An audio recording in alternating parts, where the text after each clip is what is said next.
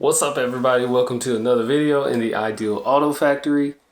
It is a blessing for you to be here, for me to be here, for us to be alive, filled with purpose on this earth. Thank you for joining me. In this box,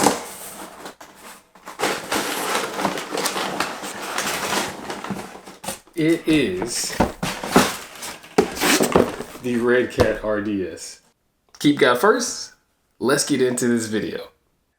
When it came out, the market for it was nice, okay? Everything about it was really awesome, and I've commented on plenty of videos about the RDS. But at the time, I was using other cars, and now the only reason, and I say the only reason I have this is because I have a better perspective of RC drifting. Before, I did not really pay attention to what exactly the product was. I paid attention to what was hype or what was like branded a certain way and what was marketed a certain way. Now, originally I was going to just have this kit out, as in just the box. I was going to talk about it and how it basically reminds me of a Rhino Racing Shark in plastic form, but then this is my first time owning one, and it came out 2 years ago, and then it's REDCAT. There's all these little points that I can touch on. I'm not really trying to do all of that. What I want to do is give you all a great video with good information that you can take and apply to your REDCAT RDS or just RC drifting in general. So pretty much, I'm not going to be talking about the kit right as I stare at the box the whole time and sit here. I'm actually going to drive it. You're going to see the first actual tread marks get put on the tires, and then and also it's a builder's kit, so I have certain electronics that I put on there already, and we're going to see how they play out. So what to do now? Well, I'm going to talk about what's on this box really quick. So right here is the kit itself, and I don't know why the carbon fiber on the box is like brown, because it's not brown in the actual car. It's black and gray. This kit comes with tires and wheels. It comes with a really amazing instruction manual. It comes with a gear diff, a very well built and designed gear diff. Shortcomings. I guess I could start and give you all that. The ball cups. The ball cups are so precise with the ball stud that they're too tight. And when they're too tight, you don't get the free movement you need for the suspension to articulate or the weight to transfer where it's supposed to on and off throttle. So that was a shortcoming. I would say another shortcoming is like the factory settings. Getting full lock to lock was not just right off the bat. I had to do some work to get it there, but I was able to do it. And then I'm also going to share those settings, so look for that. Another shortcoming, and this goes in line with the ball cups, the like suspension mount setup. It's not that there's anything really wrong with it, but for $100, I guess it's not anything to complain about, to be honest with you. There's not really much to complain about when your whole chassis kit is $100. But it's all plastic down there except for the actual suspension pin. And what ends up happening is everything is kind of friction fitted together, and so you don't get the full free flow motion like a butterfly from the arms at first try. You have to kind of finesse it a little bit, do a little massaging to get everything to move properly, and that's pretty much it. Outside of that, you can't say it's the best looking chassis kit, because I feel like it's not trying to be the best looking, it's trying to be the best bang for buck chassis. So that is a perk, I would believe. It's coming straight from REDCAT itself. At $100 for a builder's kit, you get direct drive steering, you get a 4-gear gearbox, you get a gear differential, you get a quick change gear diff, you get a rear ESC mount, you get a high motor mount. You get all these things that sound like Rhino Racing Shark SD 3.0. I mean, sorry, not direct drive, that's the gearbox. Rookie Drift 2.0. RDX. All I'm saying is this chassis from the box, from what you see in front of you, it has every attribute to make it a well-performing kit. I think the branding and the marketing behind it, that's one of the shortcomings as well. But overall, the chassis just does not get embraced that well. But I do believe it's time to change that thought process. Fully assembled, minus the battery cables being too short. This is my first version of what the REDCAT RDS is. There's no battery in it right now, but as you can see, it's very easy to move, manipulate, and I'll be honest. Like I said, the ball cups are too hard, too stiff. So I just went to town and got some pliers and started squeezing the ends of those. Every last ball cup, every last one of them. I didn't just squeeze them, okay? I didn't just squeeze them one time and call it good. I had to squeeze them like 5 or 6 times. And as you can see here, for fitment purposes, you can see this one I actually snipped and cut to fit my wheel, so my wheel could spin. And as you see that, it's still kind of getting caught up there. Yeah, these ball cups they're subpar, okay? Like subpar if you're really in a pinch, because clearly mine works, you know. You can squeeze these with this pliers or anything you got. You just squeeze them really hard. They're because they're so tight on the ball cup. But seriously, I mean seriously, just get a different ball cup set. Yokomo, 3 Racing, Rev D, it doesn't matter. Just get a ball cup and a ball stud setup from a different brand. Now, another point I want to make is back here, this is not stock.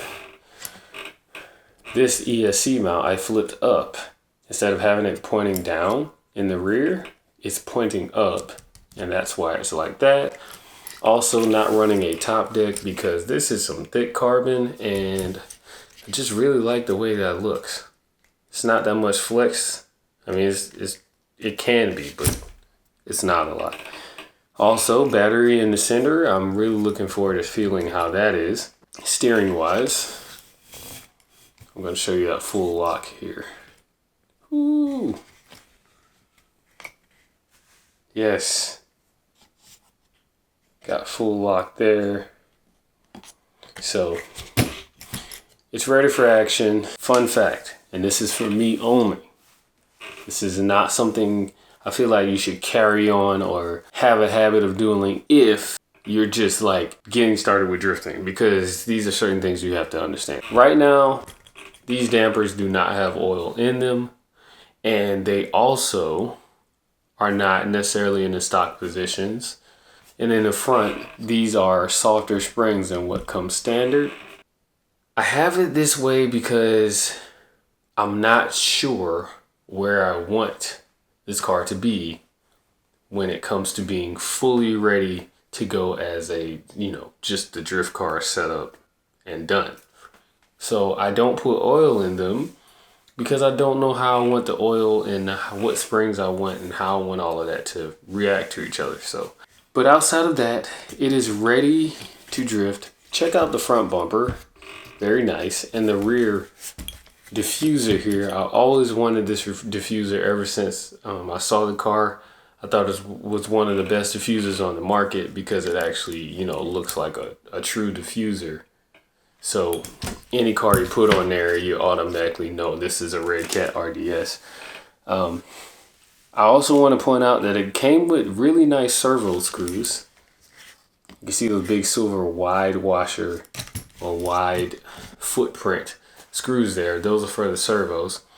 But yep, electronics are Yokomo SP02, a Revox, and a Hobbywing XR10 Pro, and a V10 G3 XeRun 10.5T motor.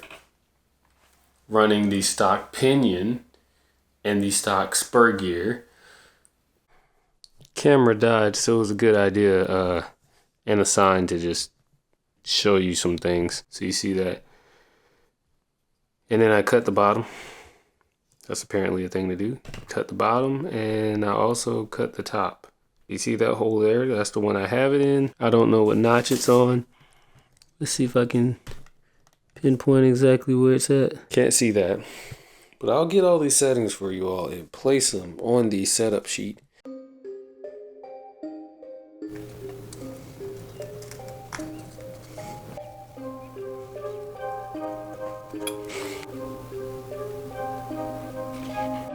Something weighted to just hold it there.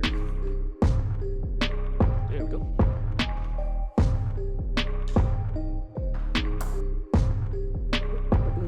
That's one there.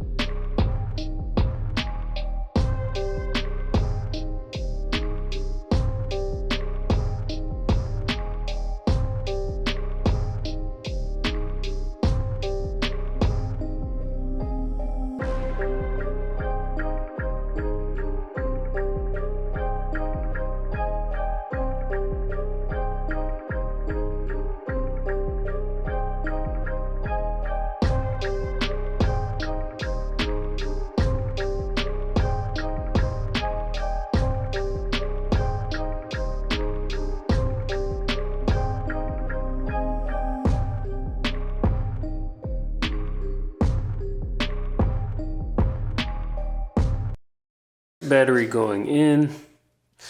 Really cool battery holder. Negative on the negative there. I'm going to bring that positive over to the positive there. Got my remote here. Gonna pick a new model. Might just buying right up. We'll see. So first order of business, I don't know if you saw that, my servo went straight to the side like that. Rookie mistake. Yep. But I wanted to show you all what happens also when that servo horn is already put on and you did not center it. So now I'm going to loosen the servo, turn it on, and then put the servo back on. So now my servo horn is loose. So right there, there's the access port. So you can reach that servo horn screw. Simple, put your Allen key in, and you're well on your way to taking your servo horn out. You can just push it back on once you got it centered. And what I'm gonna do here is turn on the, let's do the whole setup here. I'm gonna hold down that setup button there. Gyro is in the basically like EPA setting mode. So what I'm gonna do is I'm gonna try and get my servo up onto the grooves here while being almost dead center there. So it's a little to the left there, or to the right. About there, centered. So there we go. What I'm going to do now, which is really convenient here, there's a little hole under the bottom there for you to just take an Allen key or whatever screwdriver you got, tighten up that servo nut down under there. So now I turn right. That's not right, that's left. Yeah, that's the other thing. Yes. So it is wobbling. Another thing I wanted to point out is right here, DDSS, there's no dampering. There's nothing in between the wheel and the horn other than the link, which is how you connect the wheels to the horn in the first place. So there's nothing to give a barrier between what the wheels feel and what the servo feels. So whenever there's something wrong, the servo tries to compensate with the software that's in it. Therefore, you need a tunable servo in order for direct drive to actually be enjoyable. I mean, it's just how it goes. I don't care what gyro you have other than a tunable gyro, like every setting be tunable on the gyro. Hint, hint, Power HD, GYD 550. Yeah, direct drive needs a tunable servo. Otherwise, you're just gonna hate the end result and you won't enjoy drifting. So you got power, torque, anti-shake. We're gonna take that anti-shake all the way down to 1.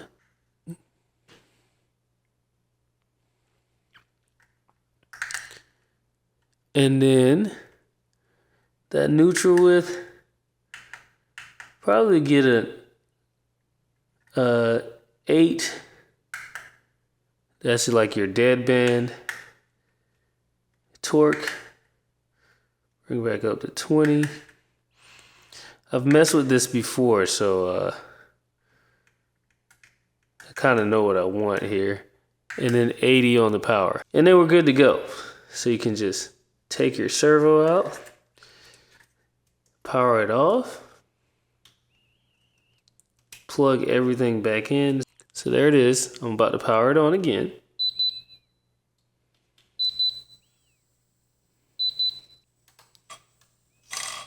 Notice the difference there? See, it doesn't shake at all. And now I'm going to set my endpoints. I'm gonna take that left turn down a lot. Let's see what we get here. So going left, and then we're gonna turn it up. Turn it up to about 70? Yeah.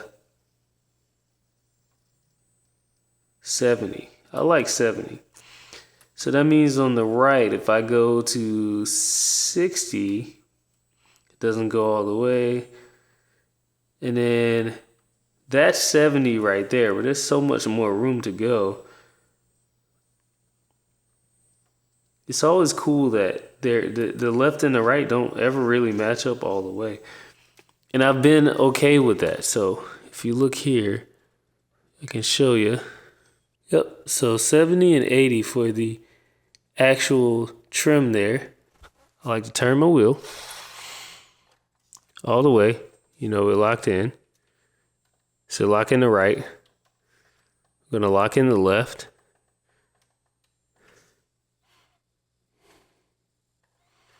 And now I'm sort of adjusting my transition speed here. I'm gonna reset this back to 100 and that back to 100.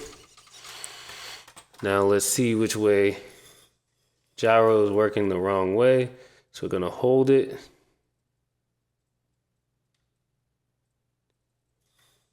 Nope, didn't do it yet. I'm trying to figure out how long I gotta hold it.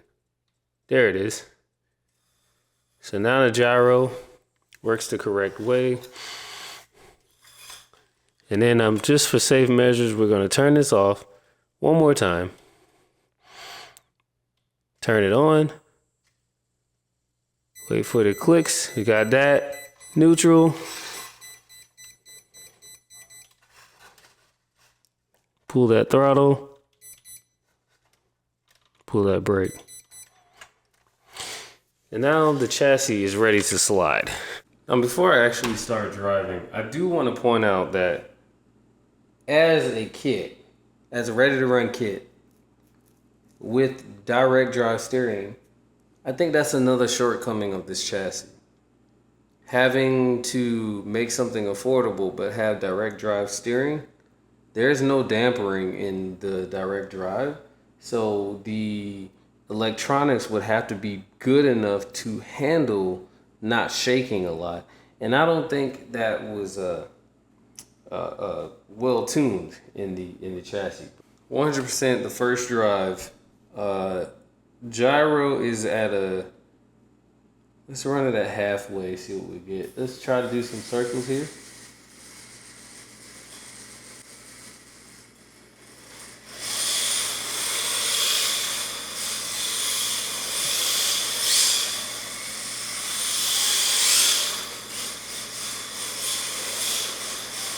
This is spot on.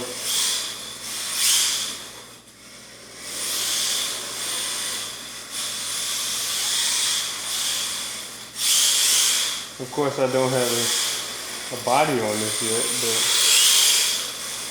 but 100% my first drive.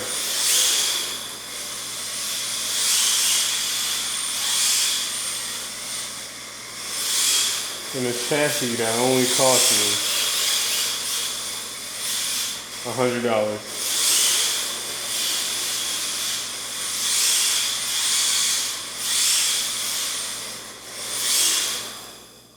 All right, now so y'all saw that, right? So I'm going to show you a little tip here.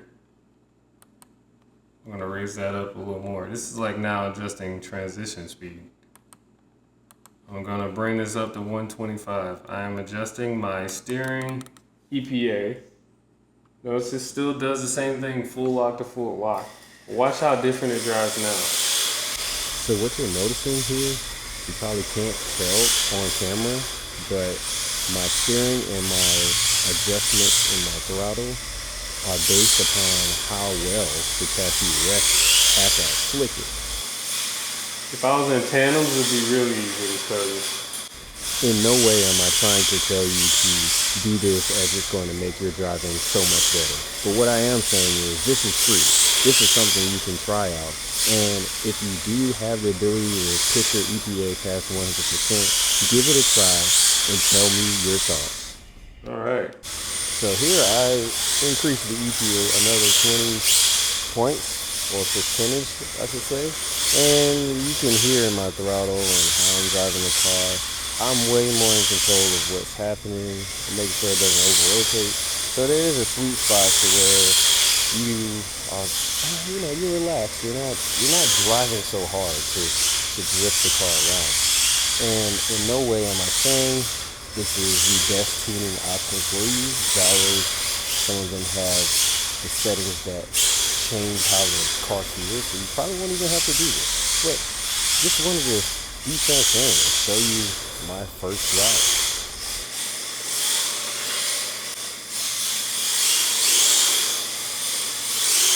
Let's hear some turbo.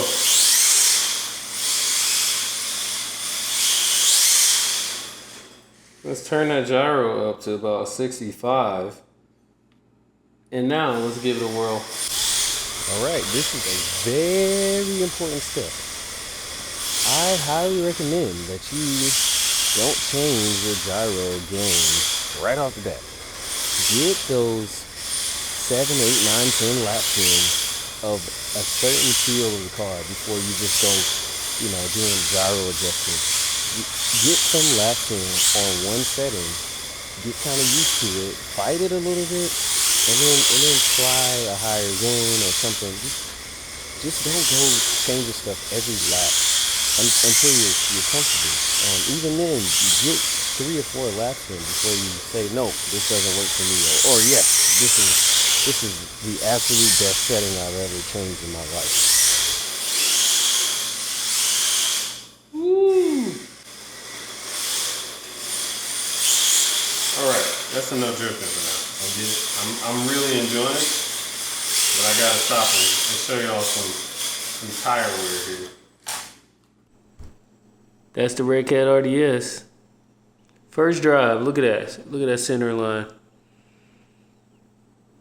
I am thoroughly satisfied. Thoroughly. High motor, rear, direct drive front. call it a budget shark. Well, I hope you learned something in this video. I definitely love giving you a personal tour of what I'm doing before I put the car through its first laps. And honestly, that met and exceeded expectations. You learned a little bit about direct drive. You learned a little bit about EPA on the steering and how it affects how the car transitions. There's so much more to it, but overall, it's quality electronics, Hobbywing, Yokomo, Reve. It's all good stuff, and it's supposed to work like that. So yeah, it works fine. This has been another video in the Ideal Auto Factory. Thank you all for watching. If you haven't already, click like, subscribe. Let me know if you jumped on this sale for the $99 REDCAT RDS Builders Kit. And let me know how you like it. I'll be sure to put my settings down below in the description. Keep God first. I'll catch you in the next video. Peace.